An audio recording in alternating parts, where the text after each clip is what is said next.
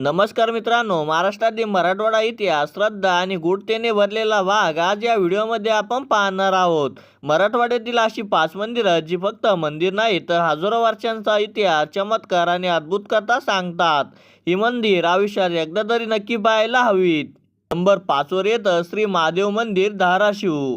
हे मंदिर फारसं प्रसिद्ध नाही, पण इथे जाणारा माणूस पुन्हा नक्की जातो. निसर्गाच्या कुशीत बसलेलं शांत ध्यानस्थ परफेक्ट असं मंदिर. इथे बसल्यावर मन आपोआप शांत होतं आणि शिवभक्तांना अलगद समाधीचा अनुभव येतो.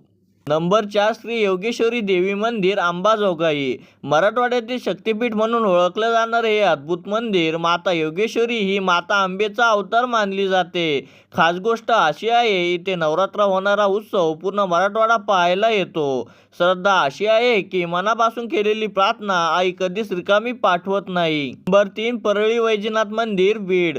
परळी वैजनाथ हे नाव ऐकलं की श्रद्धा आपोआप डोळ्यात येते. हे मंदिर आहे भगवान शिव आणि माता पार्वतीच्या पुनर्मिलनाचं साक्षीदार. पुराणानुसार रावणाने इथं शिवलिंग आणून तपस्या केली होती. आजही लाखो भाविक आज दुःख आणि संकटातून मुक्तीसाठी इथे दर्शन घेतात. नंबर 2 वर आहे औंढा नागनाथ मंदिर, हिंगोली. हे मंदिर आहे 12 ज्योतिर्लिंगापैकी आणखीन एक, तेही मराठवाड्यात. स्थानिक लोक सांगतात की हे मंदिर पांडवाच्या काळात बांधलं गेलं. विशेष गोष्ट अशी आहे की हे मंदिर पूर्णपणे दगडात कोरलेले आहे आणि आजही ते भक्कम उभं आहे. श्रद्धा अशी आहे की इथे दर्शन घेतल्यावर कालसर्प दोष आणि ग्रहदोष शांत होतात.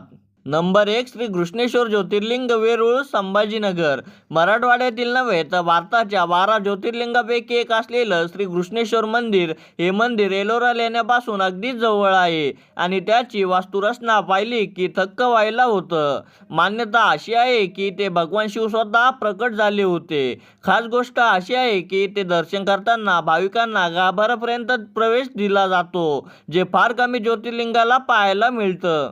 मित्रांनो, मराठवाडा म्हणजे फक्त दुष्काळ नाही तर तो आहे श्रद्धा, इतिहास, शक्तीचा भूमिभाग. या 5 मंदिरापैकी तुम्ही कोणतं मंदिर पाहिलं आहे आणि कोणतं पाहायचं स्वप्न आहे, कमेंटमध्ये नक्की सांगा. आणि आता मराठी इतिहास श्रद्धेवर कंटेंट आवडत असेल तर लाईक, शेअर आणि सबस्क्राईब करायला विसरू नका.